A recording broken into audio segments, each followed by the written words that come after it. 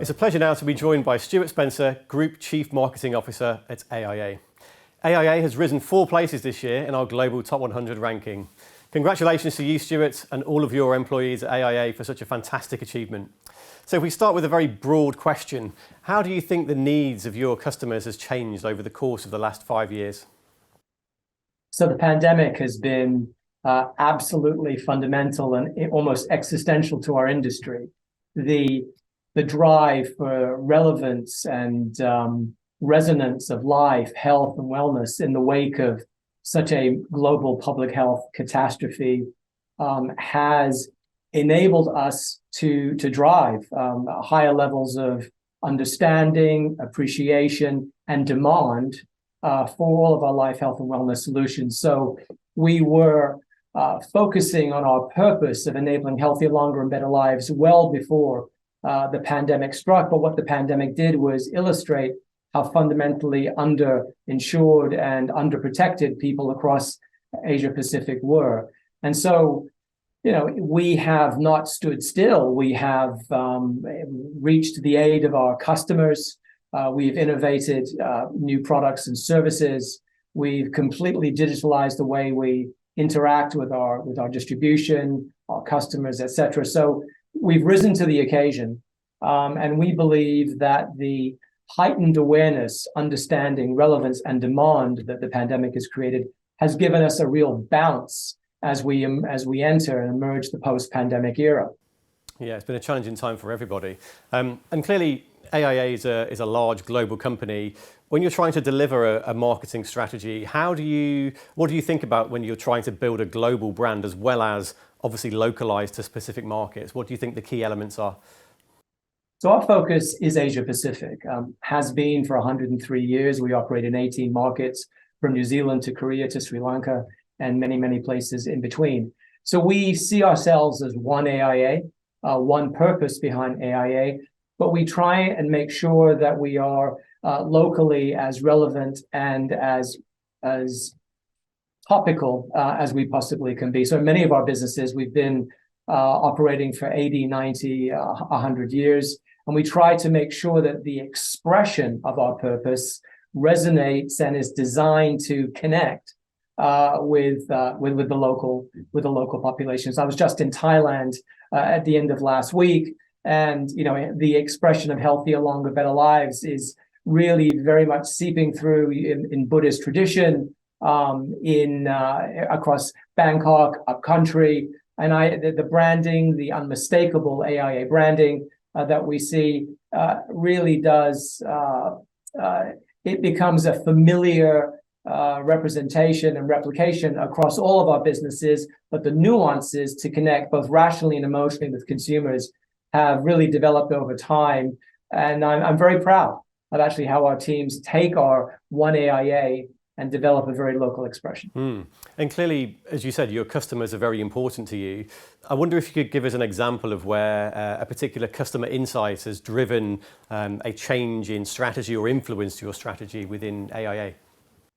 Sure. Well, as we looked at the value pools in Asia Pacific beyond purely life insurance, we recognized that health insurance, where we currently have a leading position, is also an increasingly massive opportunity, again, sort of post-pandemic.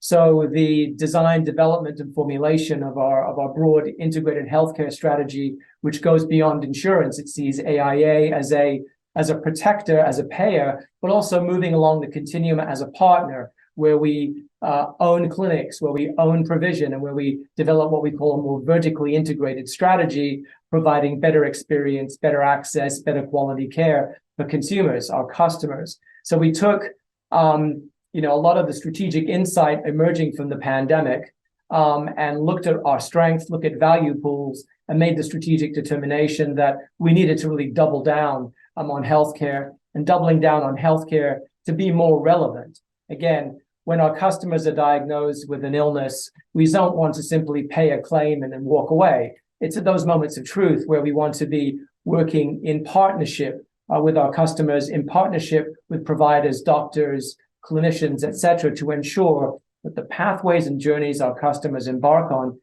to wellness are appropriate. And that's really transformational for us, Martin. Sure, yeah, it sounds like it. And you talked about the challenges around trying to deliver global consistency in your brand. How would you summarize AIA's point of difference against your competitors in a sentence or two? We have tremendous awareness that drives great consideration, consistent service delivery, and trust. We have a vast face-to-face distribution force of agents that are tied to AIA, that are part of the community. So we're there. We are systemically vital. We've always been there. We've been there through generations. We will continue to be there, and we deliver on our purpose of healthier, longer, better lives. And I think we've earned that trust over the decades in Asia. Yeah, absolutely. And that depth of history is important, I'm sure. And just turning to think about the future, where do you see the challenges for building your brand and brands generally in future? And how are you planning for AIA to overcome those challenges? Yeah, great question. Look, I think consumers are becoming more demanding. They're more intelligent. They have access to more information, which compels us to be more relevant, more resonant, more ubiquitous, more consistent in our delivery of service. We need to fundamentally substantiate the promises that we make. We need to be seen as authentic, and we need to be authentic all the time, everywhere. That's a challenge across 18 geographies in expressing our brand in 18 local markets. And I think for all of us in the industry, rising up now, again, post-pandemic, to innovate in what those propositions are. What else can we be protecting? What are the gaps that need to be closed? What are the needs that need to be addressed? And how do we continue to innovate? And we believe we're the leader in our industry in Asia Pacific. And as a leader, we have responsibilities, accountabilities to think ahead, to anticipate, to imagine the possibilities of the future. And I'm really proud, Martin, of how through the pandemic, we accelerated the pace of digitalization, where we kind of unshackled ourselves from some of those traditional attributes of a life insurer to be more agile, more consequential, more visible, more available anytime, any place, anywhere for our customers. No longer the 103-year-old AIA, but the modern, slick, there for you, consistent service deliverer AIA. And I'm proud of that. So I think we're cognizant of the challenges ahead, but we're more than ready and more than capable of meeting them. And it sounds like AIA is very much looking to the future. And just continuing that thread, so we talk to lots of clients around the world, and one particular topic that keeps coming up again and again at the moment is around sustainability. So I wondered if you could just take a minute to talk us through some of the key points of your sustainability agenda and how you make that sustainability agenda actually meaningful to your customers. Thanks, Martin. That's a great question. Look, at AIA, we are conscious and aware of the commitments that we've made in what I would consider to be a very ambitious ESG agenda. I would encourage you to read our ESG report, all 100 and something pages of it that was published recently across 5 pillars: health and wellness, people and culture, green operations, sustainable investing, and corporate governance, where we are really making a strong commitment to the sustainability of those pillars and how we operate to make ESG intrinsic, but also to net zero. We've made a commitment to net zero by 2050. And if you look at our footprint across 18 businesses, you look at all the vehicles, the buildings, the emissions, if you look at the contributions even that our agents make, you know that we have a big responsibility over the next 30 or so years to deliver on that net zero promise, but really to drive consciousness of sustainability and the role, for example, health and wellness plays in our community to deliver affordable, accessible healthcare, to deliver great experience. So we see ourselves in the role that we play in our communities as a big brand, as a big presence, as systemically vital. So our responsibilities go beyond merely the protection piece. It goes into serving our communities and being there to be benevolent. So, for example, if you take Hong Kong, we've invested $100 million to educate young people in university in Hong Kong. We believe that we needed to double down and demonstrate our commitment to Hong Kong as our home base. And we decided the best way to do that was through education. So I'm really proud of how every year we select 100 AIA scholars that can attend any of the public or private universities in Hong Kong, full tuition on board paid by AIA, so that we're investing in the future leaders of Hong Kong, we're investing in our communities, and it goes beyond insurance. This is not about selling a nickel of insurance, but it's about doing the right thing in the right way, supporting our communities sustainably. Fantastic. Sounds like a number of things going on within your sustainability agenda, which is great to hear. So a few big questions to finish on. So we talk about brands all the time, but just thinking about how brands add value to businesses, how do you at AIA believe that brand adds value to your business? So trust, preference, awareness, making the right choice, confidence, knowing we will be there, knowing we will always be there. We have always been there. I believe the quality of the advice that is synonymous with our brand, but also our commitment in the marketplace to be very synonymous with healthier, longer, and better lives. We really, I believe, own that space. I think we are seen as the healthier, longer, better lives guys. We're not just about transacting life insurance. We believe passionately and earnestly that we have a responsibility to help people across Asia Pacific lead healthier, longer, and better lives. It's the right thing for society. It's the right thing for themselves. It's the right thing for AIA. And to that end, we launched our AIA 1 billion initiative recently to go out and engage 1 billion people by 2030, which is quite ambitious. But again, as the leader, we believe passionately that we needed to bring healthier, longer, better lives to life. It wasn't enough just to say that's what we're about. We want to go out and have tangible evidence that we're impacting on a very personal level the lives of 1 billion people between now and 2030, and we are well on our way. We've also incorporated the results of our AIA 1 billion efforts into our ESG report. So it becomes intrinsic to our commitments on the S of ESG to go out and engage and sustainably trigger and catalyze people, millions and millions of people on their personal journeys for health and wellness. And we're very proud of that. Yeah, I'm sure. I can feel that in your passion. It's the difference that we can make because we have the scale, we have the presence, we have that powerful brand that drives belief. And just thinking about, we talked about the future, just thinking about the horizon now, where do you see the biggest headwinds and challenges for the business in the future, and how are you planning to overcome them? So I think the drive on a couple of levels. One, there's always the challenge to continue to innovate our propositions, to make products we can sell rather than selling products we can make. So doing the research, doing the insight, uncovering unmet needs, and making sure that we're continuously relevant from a proposition perspective. That's one.